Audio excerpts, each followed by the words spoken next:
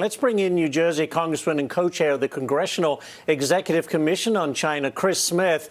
Congressman, Xi says the world needs stable U.S.-China relations. Okay, but is that achievable based on how China behaves?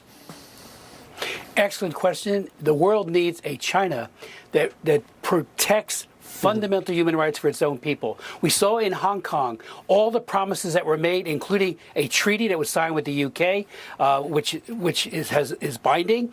They said that the basic law, which respects fundamental human rights in Hong Kong, would be respected for 50 years. All of it has been blown away by Xi Jinping. He, as we talk, is carrying out a brutal genocide against the Uyghurs, putting people in concentration camps, the likes of which we haven't seen since the Nazis. And he uses torture against political and religious prisoners as he crushes religious freedom. And one last thing.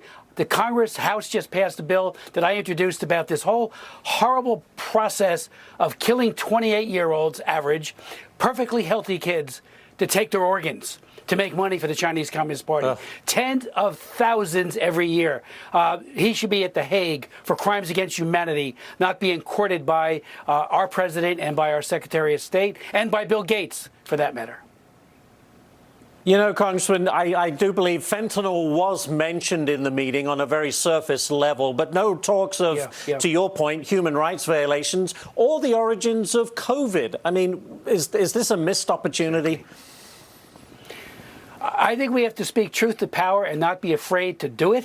You know, the Chinese, one of the things that I watched Secretary Blinken's press conference in Toto, and he's talking about, you know, how we hope they do well economically. The greater they do economically, the more at risk the entire world is, because they quickly turn into military prowess, using a lot of dual-use items, increasing their command and control. If you look, you know, when Bill Clinton delinked human rights from trade on May 26, 1994, in a very real way, that's when we lost China.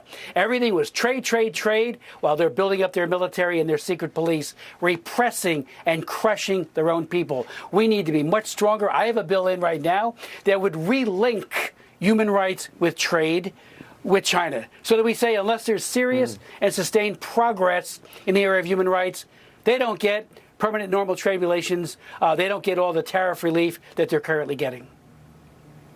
That would hit the bottom line for sure. But I want to move on to this issue. Joe Biden basically claiming that the Chinese spy balloon was more embarrassing for China, which to me suggests, oh, don't worry, it wasn't intentional. I mean, does that give China kind of a dangerous opening to keep their surveillance up in whatever form it is?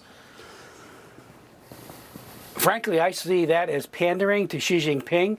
It shows him a great deal of weakness and fear by our commander-in-chief. I mean, you look at where that spy balloon went, and it could have been brought down when it was over the Aleutian Islands, and certainly in other times before it made its way over sensitive military bases. I mean, there it is, going from one military base after another. And if that wasn't a probe to look at information they could glean from that, it also shows how unwilling we were to defend our own borders. I think it was an outrage, and it should have been shot down again while it was over the Aleutian Islands. There would have been no risk to Americans in terms of where it might fall. Instead, we allowed them. It's an embarrassment to the United States and to the democracies of the world that look for us for leadership, that we did not act decisively. Very quickly, Congressman, but the answer to that from China is, well, you spy on us, so what's the difference? Well, if we sent over a spy balloon at a very low level, you know, one of the concerns, and some of the experts pointed this out, is that that kind of vehicle, it didn't, we don't think, could have been carrying an EMP device that renders, you know, within a very wide swath of American real estate, all things electronic to be null and void. You know, we haven't super hardened our military bases against that. And here's this balloon traversing our missile bases and so many other bases over the course of several days. I still think it's outrageous. Right. Again, it didn't carry that payload, but it could have. So we have to be far more vigilant and far more assertive. And that's not warlike. That's how the democracy and the diplomacy will work if we're strong. And we have an economic lever, Ashley, that we need to use. They're an exporting country. If they don't have the exports to sustain the economy, they can't do it. And we haven't played that card, and we ought to. I hear you. Great conversation. Congressman Chris Smith, Republican from New Jersey. Congressman, thank you.